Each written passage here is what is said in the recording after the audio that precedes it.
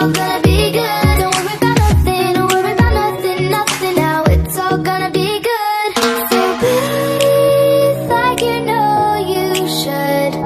Yeah, breathe till you've understood. Assalamualaikum warahmatullahi wabarakatuh. Halo teman-teman semuanya. Perkenalkan, nama saya Raudatul Mahmudah dengan NIM 123301028 dari program studi Pendidikan Agama Islam. Pada video kali ini, saya akan membahas tugas ujian tengah semester saya, mata kuliah praktik bisnis pendidikan, yang diampu oleh Ibu Dr. Misdah SAGMA. Sebelumnya saya mengucapkan terima kasih kepada Ibu dosen yang telah membimbing dan memberikan banyak ilmu kepada kami selama perkuliahan berlangsung. Kalau mendengar kata bisnis, mungkin sebagian orang langsung berpikir tentang keuntungan atau uang. Tapi sebenarnya dalam dunia pendidikan, bisnis bukan hanya soal mencari profit, melainkan bagaimana sebuah lembaga pendidikan ini bisa berkembang, bertahan, dan memberikan pelayanan terbaik kepada masyarakat. Di zaman sekarang, persaingan dalam dunia pendidikan semakin besar. Banyak sekolah, pesantren, kursus, maupun lembaga pendidikan lainnya yang terus berlomba-lomba memberikan kualitas terbaik, karena diperlukan jiwa kewirausahaan agar pendidikan bisa inovatif dan mampu mengikuti perkembangan zaman.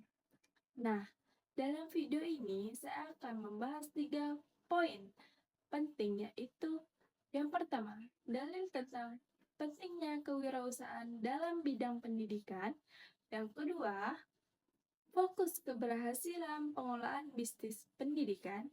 Yang ketiga, strategi menjaga keseimbangan antara keuntungan dan idealisme pendidikan. Nah, kita masuk pembahasan pertama, yang mana tentang dalil tentang urgensi kewirausahaan dalam bidang pendidikan. Dalam Islam, manusia diperintahkan untuk bekerja dan berusaha dengan sesungguh-sungguh. Salah satu dalilnya terdapat dalam surah An-Jumu'ah ayat 10, yaitu artinya apabila sholat telah ditunaikan, maka bertaburlah kamu di muka bumi dan carilah karunia Allah. Menurut saya, ayat ini menunjukkan bahwa Islam mengajarkan umatnya untuk aktif, produktif, dan tidak bermalas-malasan. Kewirausahaan dalam bidang pendidikan juga termasuk bentuk usaha yang baik, karena tujuan bukan hanya mencari keuntungan, tapi juga memberikan manfaat kepada orang lain melalui pendidikan. Selain itu, Rasulullah SAW juga bersabda, sebaik-baik manusia adalah yang paling bermanfaat bagi manusia lainnya. Hadis ini sangat berkaitan dengan dunia pendidikan, karena melalui pendidikan kita membantu orang lain memperoleh ilmu, memperbaiki akhlak, dan meningkatkan kualitas hidup mereka. Jadi menurut saya, kewirausahaan itu dalam pendidikan itu penting, karena dalam membantu lembaga pendidikan berkembang sekaligus memberikan manfaat besar bagi masyarakat. Nah, kita jawab pembahasan nomor 2, yaitu faktor-faktor yang mempengaruhi keberhasilan bisnis pendidikan. Nah, ada beberapa faktor yang mempengaruhi keberhasilan dalam pengolahan bisnis pendidikan. Yang pertama itu adalah kualitas tenaga pendidik. Guru yang kompeten, profesional, maupun mengajar dalam baik akan membantu kualitas pendidikan menjadi lebih bagus. Yang kedua, yaitu manajemen yang baik. Sebuah lembaga pendidikan harus memiliki sistem pengolahan yang rapi, baik dalam administrasi, maupun keuangan, program maupun program pembelajaran. Yang ketiga adalah inovasi dan kreatif. Sekarang teknologi berkembang sangat cepat, jadi lembaga pendidikan juga harus mampu beradaptasi. Contohnya menggunakan media digital, pembelajaran interaktif, dan mode pembelajaran yang keempat yaitu kepercayaan masyarakat. Kalau sebuah lembaga pendidikan memiliki citra yang baik dan amanah, masyarakat pasti akan lebih percaya. Yang kelima adalah fasilitas atau sarana dan prasarana. Lingkungan belajar yang nyaman dan fasilitas yang memadai akan mendukung proses belajar mengajar menjadi lebih efektif. Menurut saya, keberhasilan bisnis pendidikan tidak hanya diukur dari banyaknya siswa, tapi juga dari kualitas pelayanan dan pemanfaat yang diberikan kepada masyarakat. Nah, selanjutnya kita bahas soal yang terakhir, yang strategi menjaga keseimbangan antara keuntungan idealisme pendidikan. Nah, menurut saya, lembaga pendidikan memang membutuhkan keuntungan agar bisa terus berkembang, tetapi jangan sampai pendidikannya hanya dijadikan alat bisnis semata.